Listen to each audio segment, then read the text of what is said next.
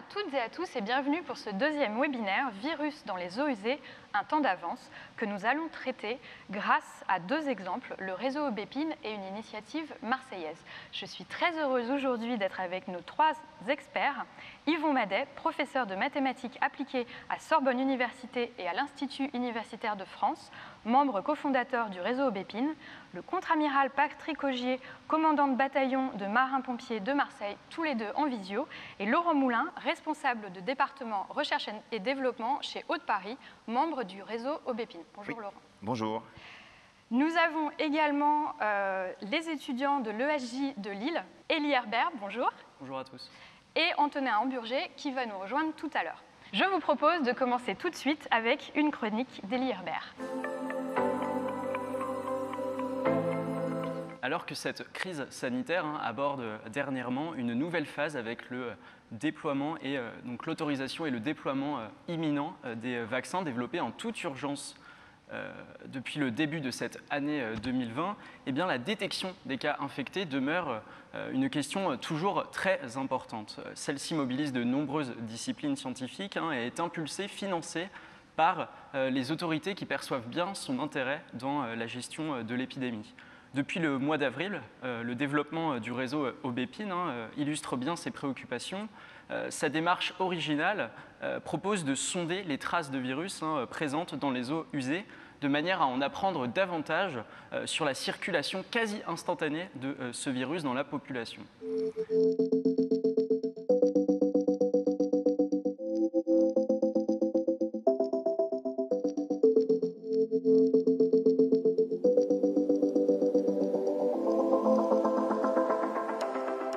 Monsieur Yvon Madet, ma première question s'adresse à vous. Pouvez-vous déjà nous expliquer comment votre discipline de spécialité, à savoir les mathématiques, peuvent être mobilisées face à ce virus? Quelle forme peut prendre alors leur contribution à ce que l'on dénomme l'épidémiologie des eaux usées? Pouvez-vous également nous présenter plus en détail ce réseau Aubépine, les divers acteurs à l'initiation de ce projet, son originalité, ainsi que ses principaux atouts vis-à-vis du dépistage réalisé directement auprès de la population? Ma spécialité, les mathématiques appliquées, est requise dès qu'il faut comprendre, expliquer, contrôler des phénomènes. Dans le cadre de l'épidémiologie des eaux usées, on essaie de voir pourquoi et comment le virus se retrouve dans les eaux usées. Il provient principalement des selles des personnes infectées, qu'elles soient malades ou pas. Les asymptomatiques participent donc sans le savoir. Le fantastique travail de mesure inventé et développé par les équipes d'Haute-Paris et du LCPME à Nancy en particulier permet de détecter des indices de présence du virus. La technique est similaire au test PCR, mais en milieu bien moins agréable, bien plus hostile. Ces laboratoires détectent le virus dès qu'il y en a environ 1000 représentants par litre, c'est-à-dire que dans l'échantillon analysé qui fait simplement quelques millilitres, il y a moins de 10 copies du virus qui est présent. C'est un défi. D'autant plus qu'ils sont capables de reporter s'il y en a 1000 copies ou plusieurs millions de copies par litre. Et du coup, en suivant régulièrement ce qui se passe dans les stations de traitement des eaux usées, on a une cartographie spatio-temporelle de ce qui se passe sur le territoire. À cause des erreurs de mesure inhérentes à la complexité du milieu, regarder une valeur n'a pas de sens. Les mathématiques proposent des approches pour extraire des informations de l'ensemble des mesures. Aucune n'est exacte, mais l'ensemble peut donner de l'information qui est fiable. L'organisation spatio-temporelle dont j'ai parlé a été possible parce que nous avons choisi, à la manière d'un sondage statistique, une carte d'environ 400 stations, dont environ 150 sont suivies 2 fois par semaine, parmi les plus de 20 000 stations où sont traitées les eaux usées. Il n'y avait pas d'élément de sondage de station des traitements des eaux usées en tant que tel, et il a fallu l'inventer pour trouver les bons critères. Après la méthode de quantification dont j'ai parlé, cette carte est le point de départ de la construction du réseau qui réunit des virologistes, des microbiologistes, des hydrologues des milieux urbains, des vétérinaires et du coup même des mathématiciens. C'est un travail interdisciplinaire qui est né de notre prise de conscience dès mars que cette détection donne la température de la dynamique de l'épidémie. Mais elle propose aussi un indicateur qui anticipe les hospitalisations aussi bien et de façon complémentaire aux grandes campagnes de tests individuels. L'atout principal est qu'avec un seul test, on a une indication de la quantité de virus dans une population de plusieurs centaines d'individus à plusieurs centaines de milliers d'individus, Ce dépistage est donc très bon marché et ne doit donc pas être négligé, surtout en période de faible circulation. Dans ce sens, nous avons bien vu arriver dès juin-juillet la seconde vague, en moyenne 1 à 2 semaines avant qu'elle ne soit détectée par d'autres moyens. Depuis avril, nous travaillons à améliorer la technique, le dispositif, les interprétations, et dans ce sens, nous publions dans des revues scientifiques où notre travail est évalué et validé par des pairs. Mais nous déployons aussi le dispositif avec les opérationnels sur le terrain. Nous le faisons accompagnés d'une équipe interministérielle que nous rencontrons régulièrement, pilotée par le ministère de la Recherche et de l'Innovation, qui a été le premier à souligner l'originalité de l'approche et nous a fait confiance.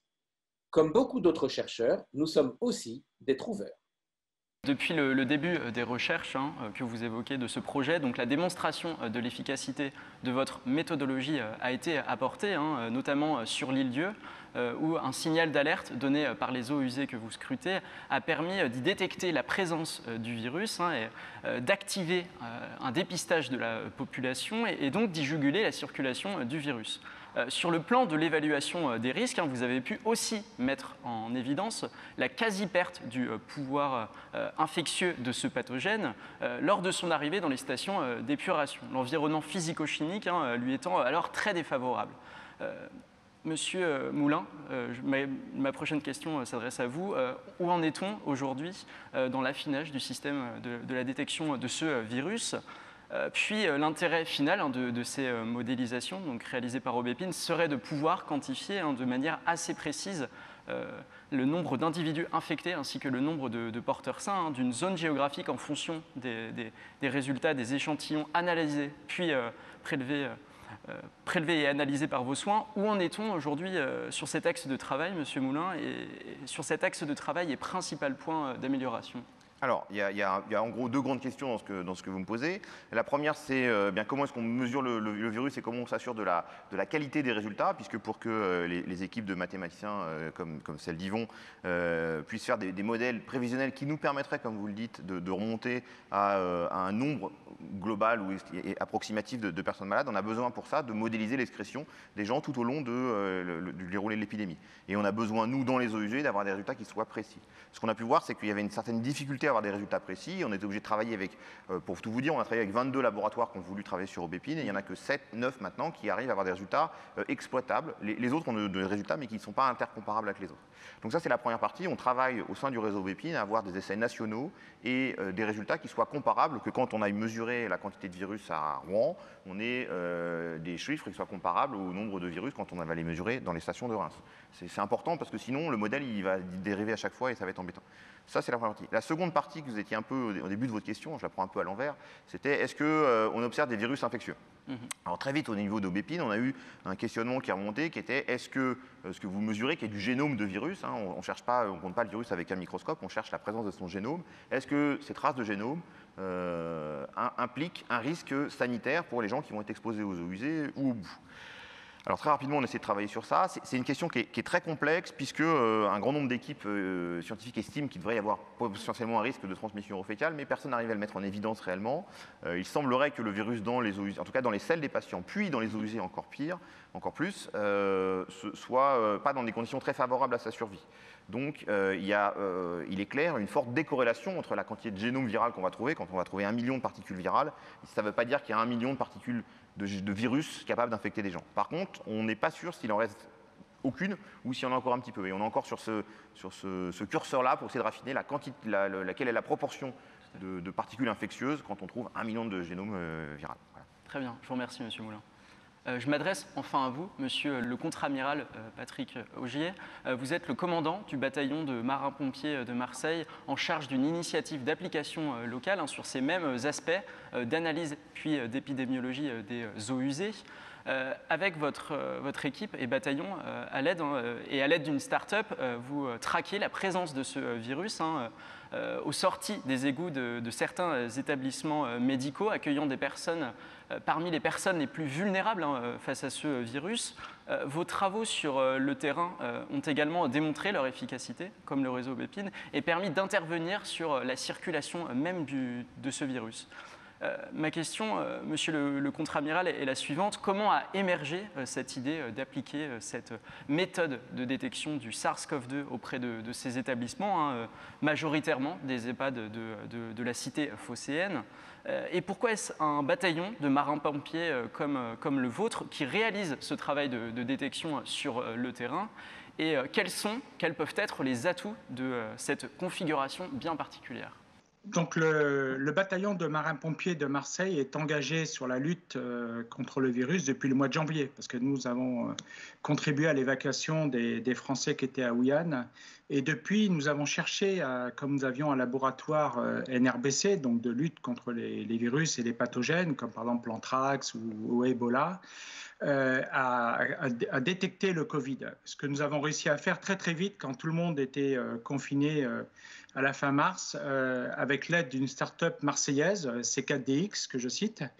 Et donc très vite, on s'est engagé pour faire des mesures dans l'environnement, pour protéger l'espace public, pour s'assurer que les protocoles de désinfection étaient parfaits pour nos ambulances, parce qu'on transportait des personnes Covid tous les jours en grand nombre vers les hôpitaux. Et on a étendu cette protection aux EHPAD, qui a été notre préoccupation essentielle dès le début avril. Donc être certain de pouvoir détecter le virus sur les pensionnaires des EHPAD et très vite de mesurer à la sortie des eaux usées des EHPAD la présence ou pas du virus. Donc là, on dit virus, pas virus dans les eaux usées des EHPAD. Et comme ça, on intervient très vite pour faire des mesures sur les pensionnaires de manière à détecter les personnes positives. Et ça marche très bien et on le fait sur tous les EHPAD de la ville de Marseille.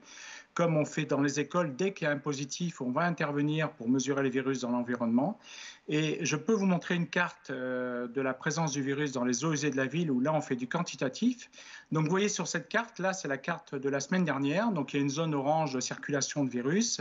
Il y a 3 zones jaunes de circulation active et une zone verte de circulation faible. Et donc, quand on a cette carte, on multiplie les tests, les contrôles, les Barnum dans les zones oranges et dans les zones jaunes. On voit sur la carte aussi qu'on peut identifier les EHPAD qui sont positifs. Et les ronds rouges, c'est les rapports de personnes positives. Parce qu'avec l'IHU qui nous soutient à Marseille, donc on croise nos données. Et donc comme ça, on voit qu'effectivement, là où il y a le plus de personnes positives, évidemment, c'est dans la zone orange. Donc c'est parfaitement cohérent. Donc on cartographie comme ça les eaux usées de la ville de Marseille, parce que c'est notre métier de protéger les Marseillais. Nous sommes les marins-pompiers de Marseille. Et ça nous permet ainsi de guider notre action. Et on fait ça donc depuis le mois de janvier. Et donc on remercie beaucoup l'initiative de la ministre et de son cabinet d'avoir une couverture nationale, parce que ça nous permettrait d'échanger et de développer nos actions et de voir tout ce qu'on peut tirer de cet indicateur qui est très prometteur pour le futur. Merci beaucoup. Merci Élie pour cette chronique. On va accueillir maintenant Antonin Amburger. Merci beaucoup. Bonjour Antonin. Bonjour à tous. Bonjour. Pour une deuxième chronique, alors c'est un micro-trottoir interactif, c'est ça? Exactement. Dont les images ont été recueillies par Simon Philippe. Et ouais, du coup, comme tu l'as dit, on est allé à Montpellier, Simon est allé à Montpellier pour interroger les gens, pour leur parler de ce projet Aubépine et pour voir un petit peu ce qu'ils en pensaient, s'ils connaissaient. Première question, on leur a demandé s'ils savaient que le SARS-CoV-2 pouvait se retrouver dans les eaux usées.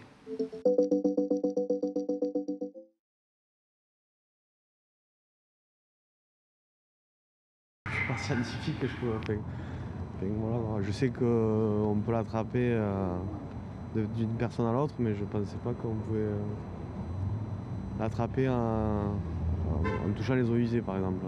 Je ne sais pas si le Covid peut se transmettre dans l'eau, je ne sais rien du tout. Alors des gens qu'on a pu interroger, on voit que le sujet reste encore assez inconnu et derrière la présence du SARS-CoV-2 dans les eaux usées, il y a souvent l'idée que la maladie peut être transmise par les eaux usées. Yvon Madet, je me tourne vers vous.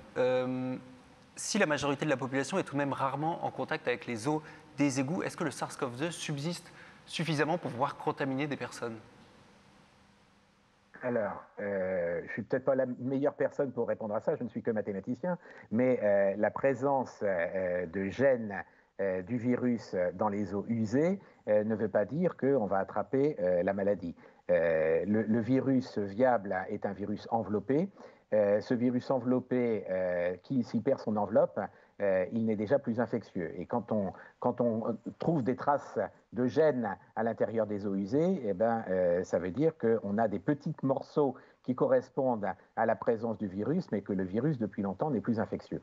Alors, ça ne veut, s'il n'y avait pas du tout de traces de virus, on serait 100% sûr qu'il n'y a pas de risque d'infection.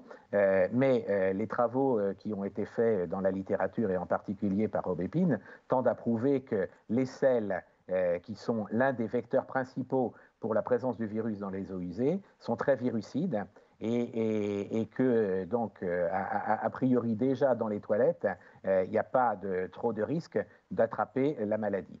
Alors plus loin, ensuite au niveau des stations d'eau usée, les sels ont été mélangés avec plein de produits, des produits lessiviels, ce qui montre que même si le virus est encore relativement intègre, il n'est plus du tout virulent. Donc il faut bien distinguer les différentes étapes entre le gène et le virus virulent. Et au niveau des eaux usées, le risque n'est pas nul, comme l'a expliqué tout à l'heure Laurent, mais il est vraiment très très faible. En tout cas, il est certainement du même ordre de grandeur de ce qui peut se passer quand on va dans la rue ou quand on va dans un endroit faire ses courses. On reviendra sur cette question dans tous les cas avec l'entretien que fera Elodie. La deuxième question qu'on a posée au Montpellierin, est-ce que vous savez comment des traces de SARS-CoV-2 peuvent se retrouver dans les eaux usées ?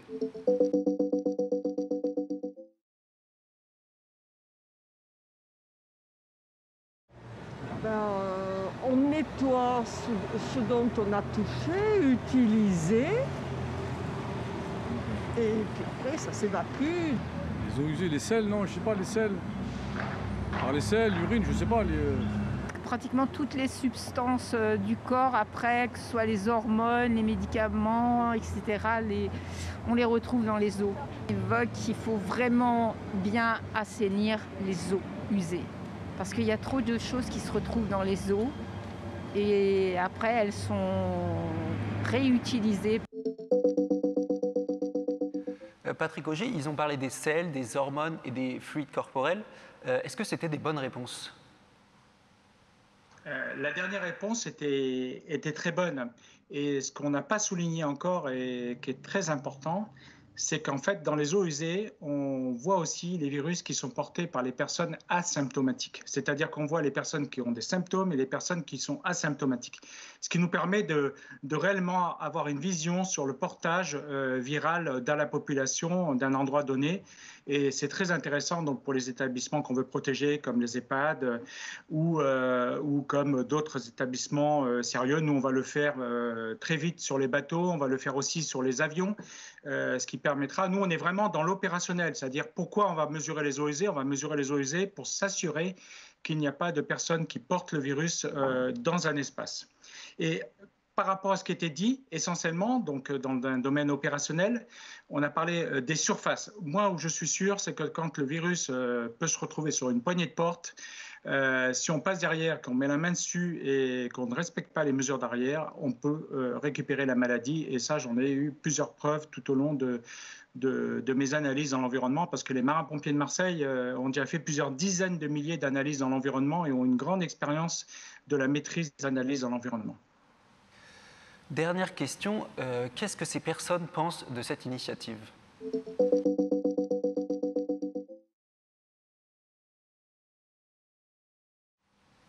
Dans les bidonvilles au Brésil, on pouvait avoir des traces de cocaïne. Ils arrivaient à cibler les endroits où ils produisaient la cocaïne par rapport aux déchets. C'est intéressant parce que du coup, si on utilise des eaux usées et qu'on sait que ça peut se propager par les eaux usées, bah, c'est intéressant de l'utiliser du coup pour avoir plus d'informations du coup. Laurent Moulin, excusez-moi, la première personne qui a interrogé en parle, ça fait penser à la mesure de l'utilisation des drogues qui sont dans les eaux usées. Est-ce que vous vous êtes inspiré de ça pour retrouver un petit peu la même rapidité ? Alors voilà, il y a plusieurs aspects. Il y a un aspect, parce que le monsieur là, qui répond, il répond en disant qu'on pourrait être infecté par les eaux. C'est pas réellement l'objet principal. L'objet principal, comme le disait Yvon ou notre autre collègue marseillaise, c'est qu'on cherche la dynamique de l'épidémie. Et donc votre question, c'est est-ce qu'on s'est inspiré de travaux qui sont faits sur les produits chimiques? Alors oui, il y avait des travaux en France, hein, il y a différents projets qui sont montés dessus. Il y avait le projet Norman hein, qui suivait l'usage de substances illicites dans différents eaux d'égouts. C'était, je dirais, au début des années 2010. Et il y avait historiquement des travaux qui étaient faits. Est-ce qu'on pouvait trouver du poliovirus dans les zones où il y avait du virus? Mais ça n'a jamais été utilisé dans un cadre épidémiologique. C'était pour détecter, un petit peu comme ils font à Marseille, est-ce qu'il y a du virus ou est-ce qu'il n'y a pas de virus. Nous, on va plus loin, on fait de l'épidémiologie, on dit est-ce qu'il y a plus de gens malades aujourd'hui qu'il y en avait hier, ou est-ce qu'il y en a moins, aujourd'hui qu'il y en avait hier. Quelle est la pente ou la dynamique? Est-ce que ça monte, ça descend, est-ce que ça stabilise?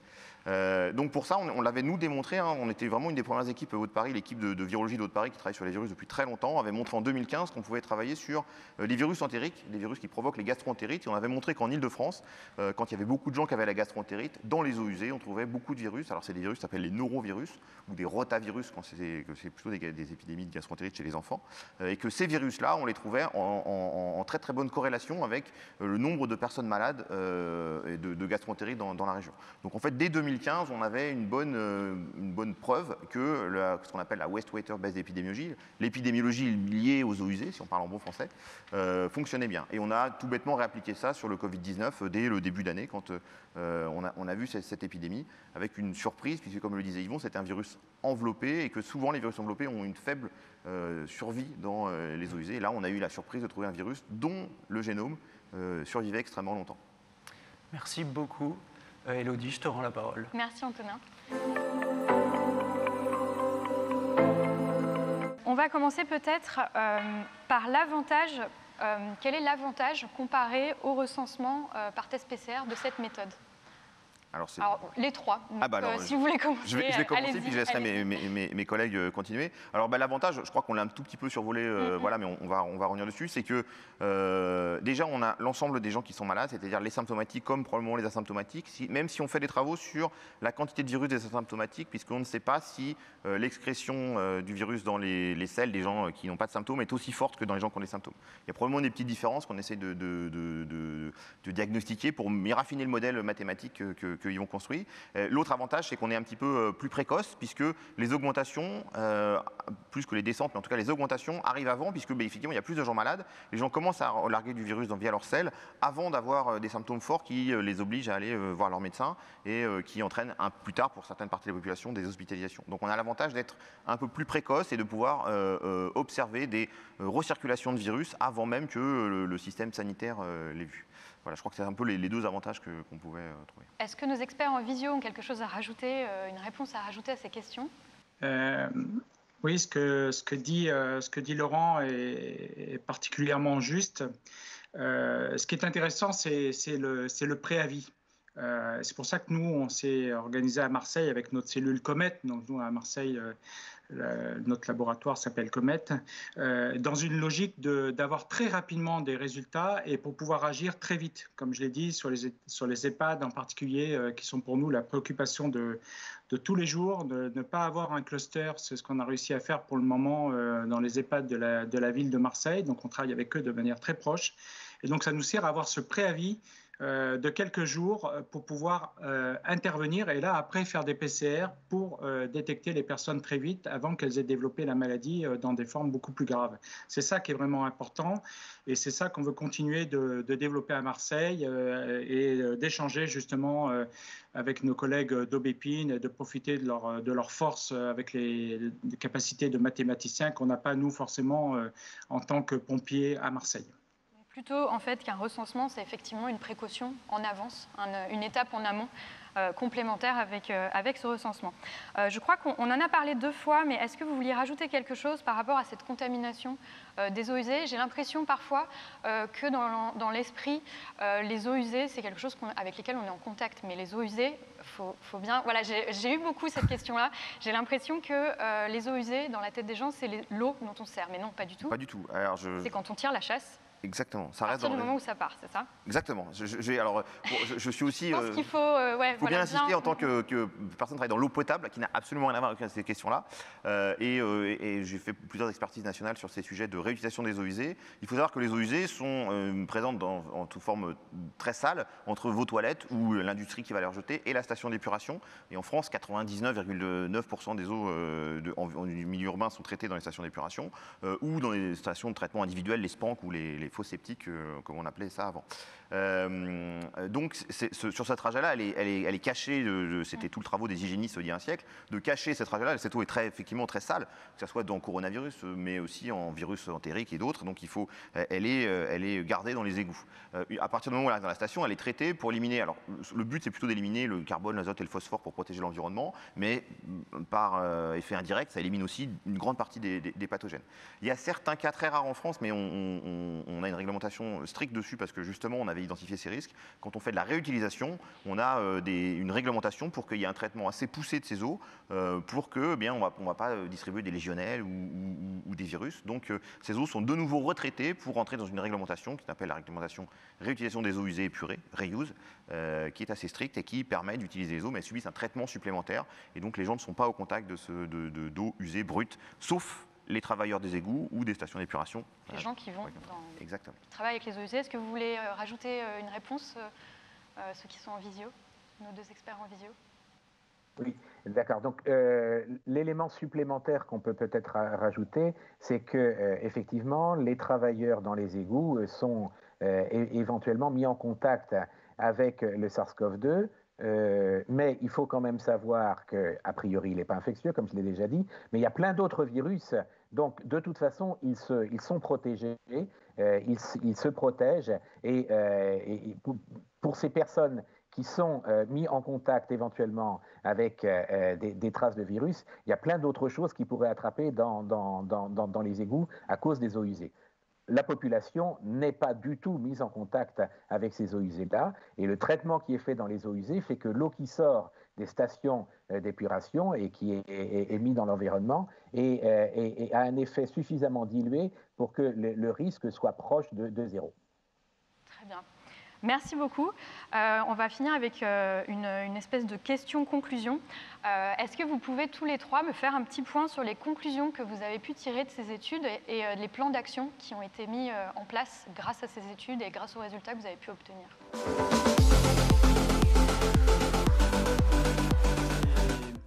C'est très évolutif parce que c'est une initiative locale de la ville de Marseille et donc des marins-pompiers eux-mêmes avec leur laboratoire. Donc nous, on s'en sert pour avoir une cartographie de la ville et avec placer des barnums de test, suivre la population contaminée, protéger les EHPAD. On s'en sert aussi pour protéger les enfants dans les écoles où on vérifie que les protocoles de désinfection soient bien réalisés après chaque cas Covid.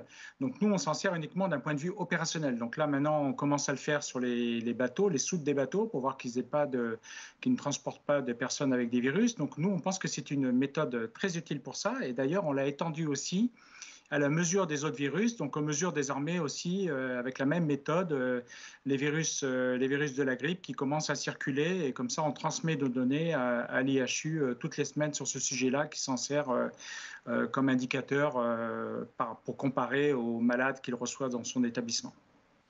Merci beaucoup. Yvon Madet? Que fait un enseignant-chercheur qui doit faire de la recherche dans un projet aussi ambitieux que celui d'Aubépine? La première chose, c'est qu'il y a un aspect intéressant d'un point de vue intellectuel, de recherche, de compréhension entre la corrélation, comme on dit, entre ce qui se passe dans les eaux usées et le niveau de circulation du virus, le nombre d'infectés par jour. Et donc, ce travail-là est un travail de mathématiciens, de modélisateurs. Il faut savoir que les mesures qui sont faites avec très très grande précision sont néanmoins avec des fourchettes d'erreur relativement larges.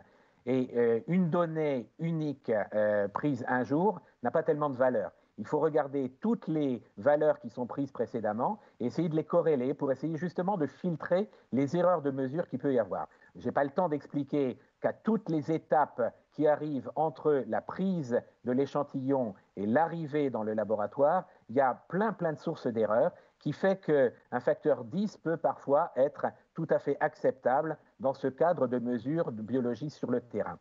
D'accord. Et donc, il faut des modèles mathématiques qui nous permettent de filtrer, de tirer l'information pertinente pour être capable de voir si ça monte ou si ça descend.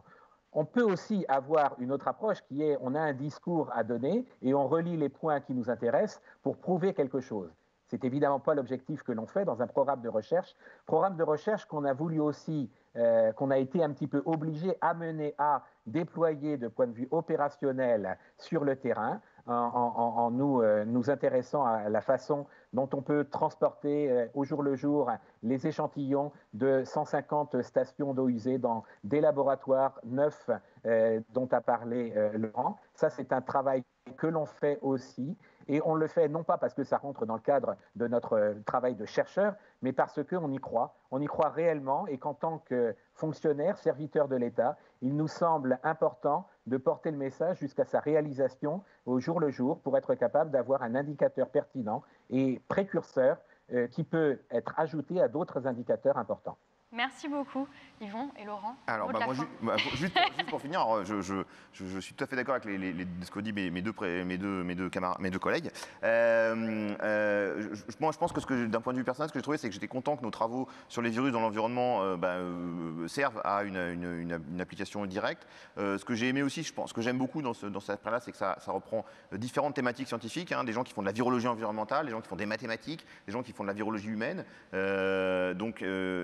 Et puis des interactions fortes avec les autorités de santé, puisque c'est elles qui ont le pouvoir pour fermer des écoles, pour pour lancer des tests. Et donc tout ce travail de différentes personnes qui ont chacune des missions différentes, cette approche qu'on appelle un peu vulgairement l'approche One Health, qui regroupe l'environnement et la santé humaine d'un point de vue très général, me paraît très importante. Et je trouve que ce projet-là mettrait en illustration cette vision de la santé, de l'environnement jusqu'aux personnes. Merci beaucoup pour cette réponse. On arrive à la fin de ce webinaire. Donc merci à nos deux experts en visio, Yvon Madet et contre-amiral Patrick Augier. Merci à vous d'avoir répondu à nos questions de loin. Merci Elodie. De rien. Laurent Moulin, merci d'avoir été présent sur ce plateau et d'avoir répondu à nos questions. Merci à Élie Herbert et Antonin Amberger pour leurs deux chroniques. Merci également au ministère de l'Enseignement supérieur, de la Recherche et de l'Innovation pour la création de ces webinaires. Et puis, je pense qu'on ne regardera plus les eaux usées de la même façon grâce à vous. Merci beaucoup.